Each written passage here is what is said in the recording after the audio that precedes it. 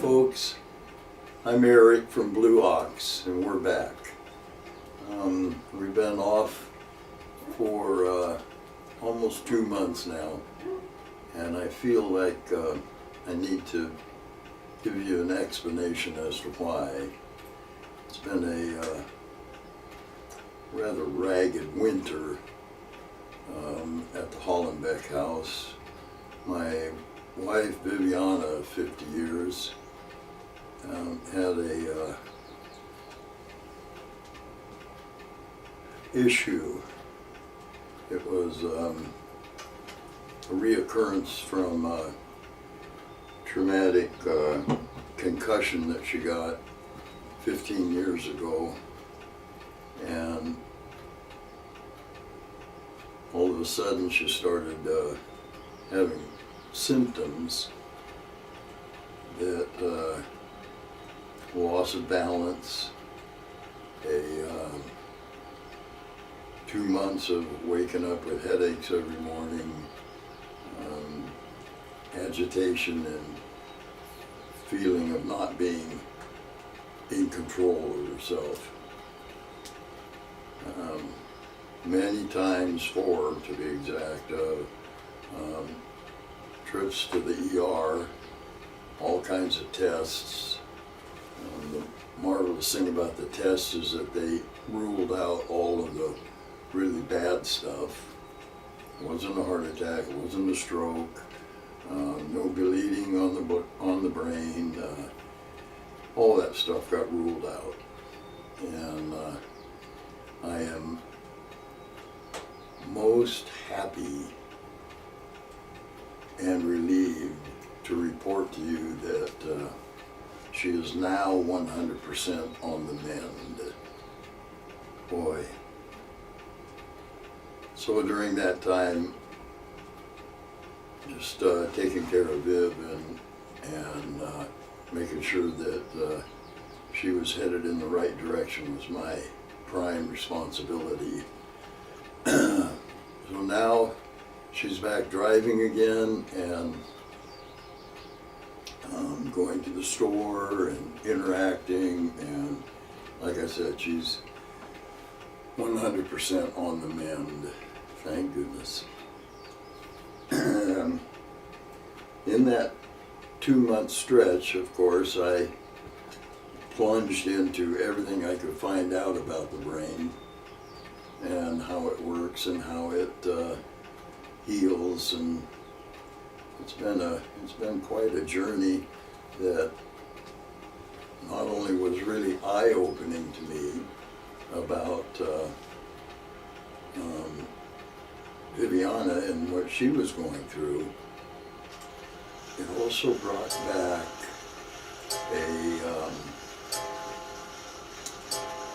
a memory of Vietnam that I'll go into a little bit later in this, and that was an incredible thing to find out how the brain works in that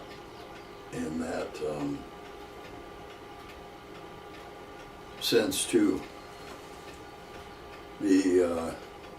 During that 2 months, Ben has had to leave.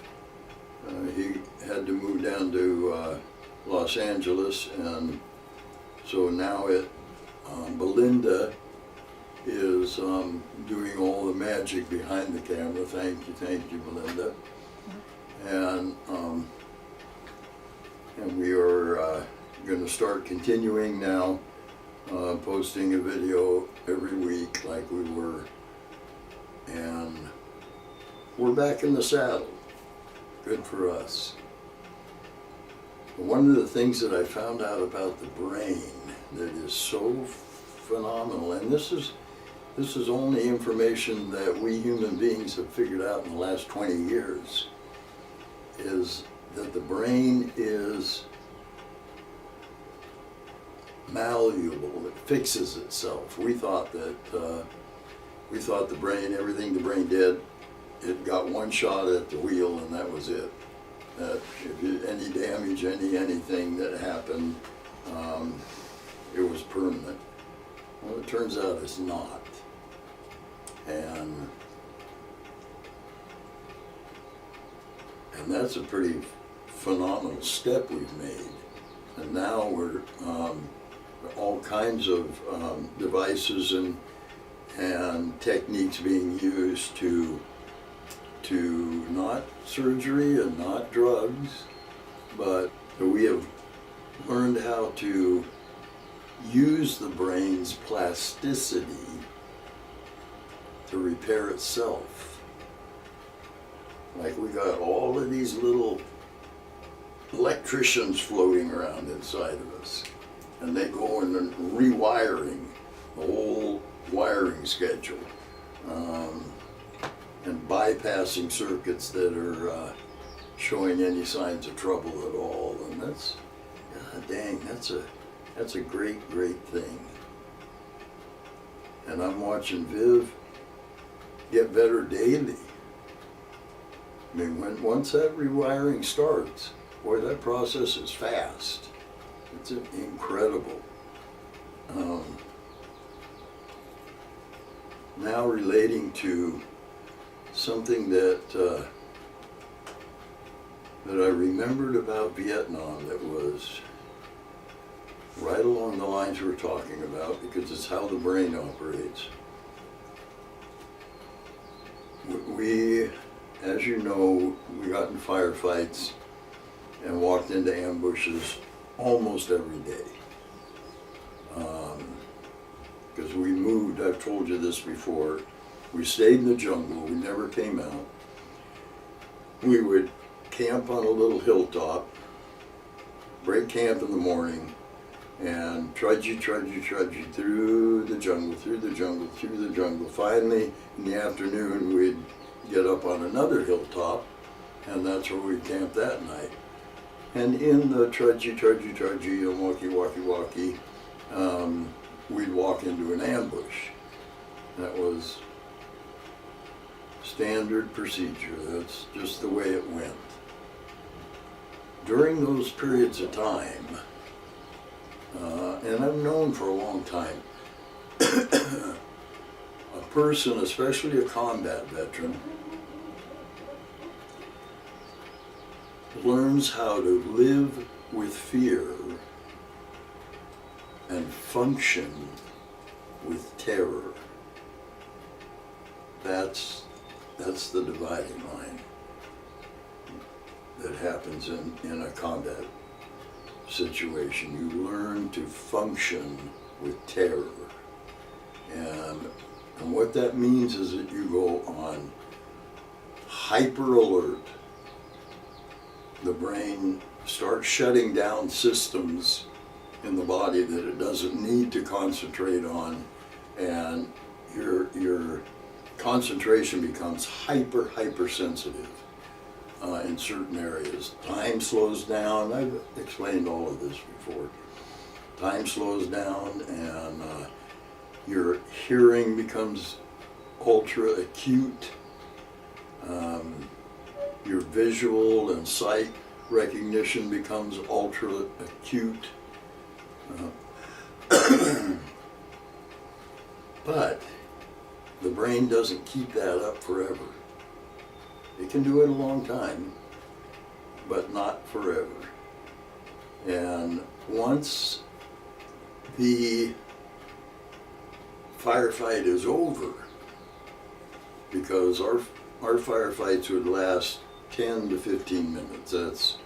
That's a duration. The reason for that was the NVA, North Vietnamese regulars, they knew full well that we had air support and it was on its way, that the artillery we had already called in artillery, and that the artillery was dialing in on us. So they would spring the ambush, let it last 10, 15 minutes, and then melt back into the jungle. And and that way they didn't take casualties from the artillery and the airstrikes once they got there. we were the redcoats, huh? Walking down the road, and the Continental troops would attack and then go back into the jungle. It was that game. That's a game we did. But when that happened, and they would fall back, then the brain shuts down that alert system and goes into the sense of euphoria. This unbelievable sense of peace and tranquility. So I'm not quite explaining it right, but it was there. And I remembered all of a sudden walking around after a firefight. We would blow a landing zone, blow the trees out of a little area in the jungle, and the medevacs could come in if we needed.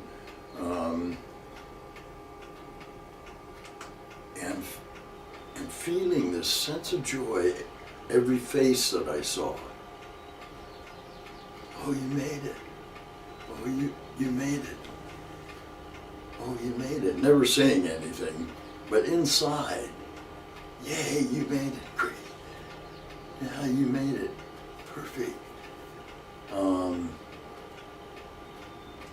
the guys that I hardly knew in my platoon, you know, nobody wanted to talk to me because I carried the radio. Nobody wanted to even get close to me. But we were a year together. I knew their faces, and I would think, oh, you made it. Chuck, you made it. Great. But the incredible thing, it was never, ever, Eric, you made it.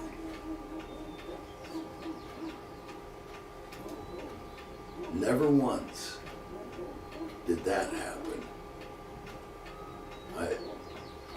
It was like a wall built. And the idea that I wasn't, or could have maybe not made it, never entered that equation.